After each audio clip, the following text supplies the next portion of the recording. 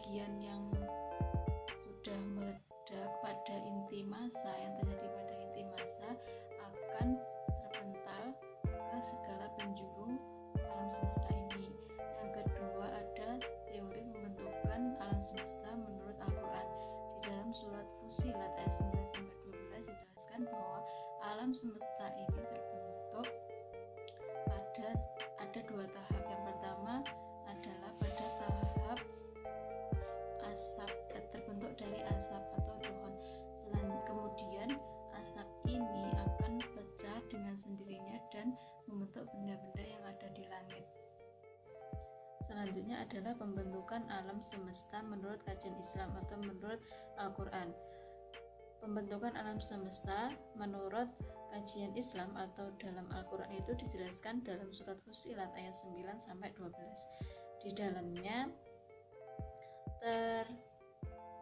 dalamnya telah dijelaskan bahwa alam semesta ini diciptakan berdasarkan dua tahap. Tahap yang pertama yaitu Allah menciptakan alam semesta berasal dari asap atau dukhon, yang kemudian akan membentuk benda-benda yang ada di langit. Selain itu, surat ini juga menjelaskan bahwa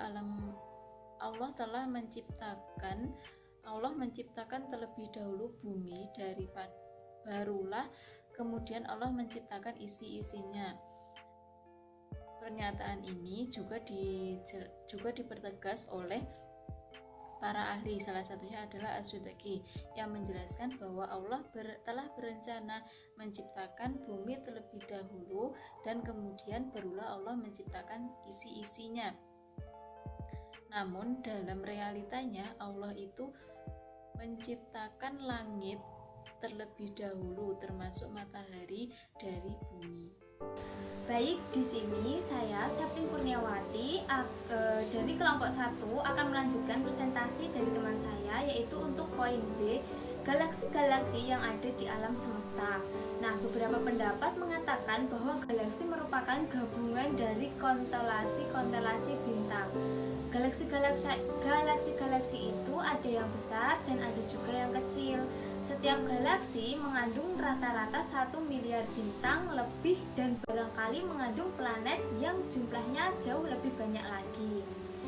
Nah, berikut ada macam-macam galaksi, antara lain yaitu galaksi Bima Sakti, yaitu ditemukan pada 18 Juli 1783 oleh seorang astronom Inggris yang bernama William Herschel. Yang kedua yaitu galaksi Andromeda. Galaksi ini menurut Hubble memiliki keganjilan, antara lain pusat galaksi tidak terurai menjadi bintang-bintang terpisah.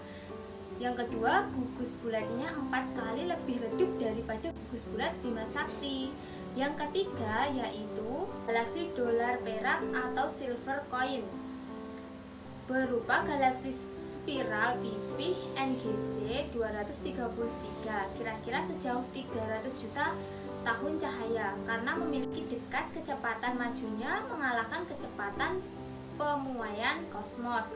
Yang keempat yaitu galaksi roda biru atau blue pinwheel M33, berupa galaksi spiral yang kecil dan paling dekat sehingga para astronom dengan jelas dapat melihat bintangnya yang terletak kira-kira sejauh 2 juta tahun cahaya. Yang kelima, galaksi pusaran air M51 sebagai galaksi spiral yang terlentang dan didampingi oleh pengiring, yakni sebuah galaksi yang tidak teratur. Yang keenam yaitu galaksi kabut Magellain atau Magellanic Cloud. Gugus bintang ini disebut kabut Magellan karena ditemukan oleh Magellan pada tahun 1519, berupa galaksi-galaksi yang terletak di konstelasi Dorado dan Tucana. Kabut yang terang dan besar disebut Magellan besar dan yang kecil disebut Magellan kecil. Sekian penjelasan dari saya. Terima kasih. Yang terakhir, menjelaskan galaksi yang ditinggali planet bumi. Galaksi yang layak ditinggali oleh planet bumi didefinisikan sebagai daerah di mana planet-planet berbatu dapat mempertahankan air dalam bentuk cair. dengan bantuan kondisi atmosfer, permukaan planet-planetnya zona layak huni tersebut juga didukung oleh nilai batas dalam dan batas luar yang sesuai, di mana batas dalam dipertimbangkan berdasarkan kondisi tekanan atmosfer di permukaan planet yang cukup mempertahankan air dalam bentuk cair. Sedangkan untuk batas luar dipertimbangkan berdasarkan kemampuan planet untuk mempertahankan CO2 di permukaan. Planet mirip bumi diantaranya adalah kondisi planet, temperatur permukaan planet, kondisi bintang induk, dan kondisi zona layak huni. Yang pertama, kondisi bumi. Kondisi planet dipertimbangkan karena kondisi interior dan eksterior dari sebuah planet. Faktor tersebut untuk mengetahui apakah sebuah planet seperti bumi dapat mempertahankan kehidupan layaknya di bumi. Bumi sebagai sumber kelayakan utama bagi planet mirip bumi dikarenakan planet superteran juga memiliki inti yang padat.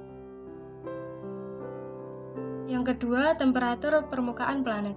Kehidupan di bumi dibentuk berdasarkan kandungan molekul karbon sebagai fondasi utama bagi biomasa, adanya air, dan reaksi kimia ekserginik. Ketiga komponen tersebut adalah sumber energi utama bagi bumi untuk mempertahankan kehidupan.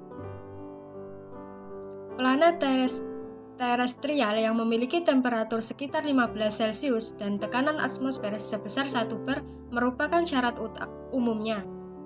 Sebuah planet dapat dikatakan layak dihuni oleh makhluk hidup jika berada dalam temperatur keseimbangan dalam daerah yang sudah didefinisikan sebelumnya.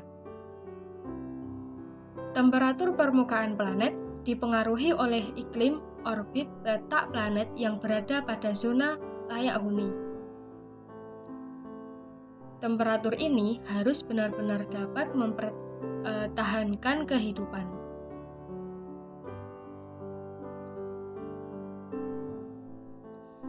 Yang ketiga, kondisi bintang induk. Kriteria selanjutnya untuk planet mirip bumi yaitu kondisi bintang induknya yang harus seperti matahari. Kemiripannya didasarkan pada kondisi fotometri dari bintang induk. Oleh karena itu, komposisi planet dalam suatu sistem surya akan serupa dengan komposisi planet yang mengitari matahari. Karena telah terlibat sebelumnya bahwa ukuran kandidat planet mirip bumi yang ditemukan ada yang berupa planet gas dan superteran, maka itu ukuran planet tidak dapat diandalkan untuk menentukan apakah planet tersebut mirip bumi atau tidak. Yang keempat, kondisi zona layak huni. Salah satu kriteria yang terpenting bagi doppelganger bumi adalah planet yang tersebut harus berupa planet terestrial dan berupa dalam zona layak huni. Zona layak huni membantu planet untuk mempertahankan kehidupan serta menjaga temperatur permukaan yang berada dalam kondisi stabil.